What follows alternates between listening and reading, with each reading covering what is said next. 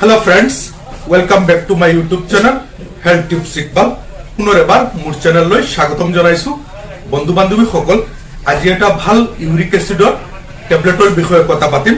আপোনালোকে স্ক্ৰিনত ধুনিয়াকৈ দেখি আছে ফেব্ৰুৱাৰী 40 কি অসুবিধা হলে বা কেনেকুৱা ধৰণৰ অসুবিধা শৰীৰত দেখা দিলে ফেব্ৰুৱাৰী 40 খাব পাৰিব, তাৰ ডোজ কেনেকুৱা, কিবা সাইড ইফেক্ট আছে নেকি, গোটেইখিনি মই বিতংভাৱে আলোচনা কৰিম।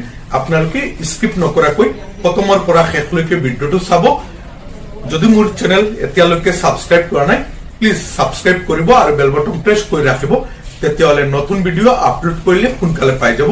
মই Iqbal Hussain, community medical service and essential ডাক ট্ৰেইনাৰ। বন্ধু বান্ধৱী সকল, ফেব্ৰুৱাৰী 40 বহুত ভাল কোম্পানী, অজন্তা কোম্পানীয়ে বনাইছে আৰু এটা ষ্ট্ৰিপত 15টা টেবলেট থাকে। তাৰ মূল্য হল 210 টাকা। ফেব্ৰুৱাৰী 40 এটাই কম্পোজিশন দিয়া হয়েছে ফেবুক্সটোস্টেট 40 মিলিগ্ৰাম। বন্ধু বান্ধৱী সকল, ফেব্ৰুৱাৰী 40 ইউৰিক এসিডত দিয়া হয়, অৰ্থাৎ শৰীৰত অতিৰিক্ত ইউৰিক এসিড হলে ফেব্ৰুৱাৰী 40 এজন চিকিৎসকে প্ৰেসক্ৰাইব কৰে। অতিৰিক্ত ইউৰিক এসিড শৰীৰত হলে কেনেকুৱা লক্ষণ দেখা দিয়ে আপোনালোকক মই স্ক্ৰিনত ধুনিয়াকৈ দেখুৱাইছো। শৰীৰৰ যিবিলাক জয়েন্ট আছে সেই জয়েন্ট বিলাক ফুলি যায়, অৰ্থাৎ জয়েন্টৰ ভিতৰত ইউৰিক এসিড জমা হৈ যায়, যাৰ ফলত জয়েন্ট বিলাক ফুলা থাকে আৰু অতিৰিক্ত বিষ কৰে।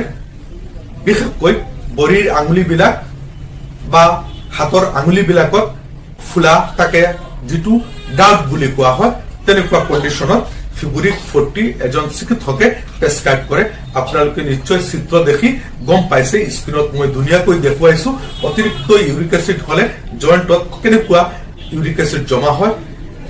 ইউৰিক এসিড অতিৰিক্ত হৈছে নাই কেনেকুৱা জানিব, তেজৰ এটা পৰীক্ষা আছে যিটো সেৰাম ইউৰিক এসিড বুলি কোৱা হয়। সেইটো যদি আপুনি পৰীক্ষা কৰে ল্যাবৰেটৰীত গৈ, আপুনি গম পাব পাৰিব যে আপোনাৰ শৰীৰত ইউৰিক এসিডৰ পৰিমাণ কিমান আছে। ফেব্ৰুৱাৰী 40 এজন চিকিৎসকে ইউৰিক এসিডৰ পৰিমাণ কিমানখিনি আছে তাৰ ওপৰত নিৰ্ভৰ কৰি ডোজটো নিৰ্ধাৰণ কৰে। সাধাৰণতে ইউৰিক এসিডৰ অতিৰিক্ত হলে ফেব্ৰুৱাৰী 40 ডেইলি এটাকৈ দিয়া হয়, কেতিয়াবা এটাকৈ দুবাৰ দিয়া হয়, কেতিয়াবা 15 দিন, 1 মাহ বা 2 মাহ খাবলগীয়া হ'ব পাৰে। ফেব্ৰুৱাৰী 40 খোৱাৰ পিছত কেতিয়াবা গেছ হ'ব পাৰে, কেতিয়াবা মূৰ ঘূৰণি হ'ব পাৰে, শৰীৰটো দুৰ্বল হ'ব পাৰে, বিশেষ কোনো সাইড ইফেক্ট দেখা নাযায়। ফেব্ৰুৱাৰী 40 যদি খোৱাৰ পিছত এনেকুৱা লক্ষণ দেখা দিয়ে তেনেহলে খোৱা বন্ধ কৰি দিব আৰু এজন চিকিৎসকৰ পৰামৰ্শ কৰিব। ফেব্ৰুৱাৰী 40 ৰিভিউ এইখিনি।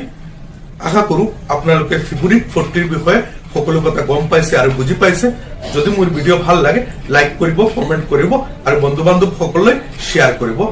আজিৰ ভিডিঅ' ইমানেই। সকলো ভালে থাকক, ধন্যবাদ।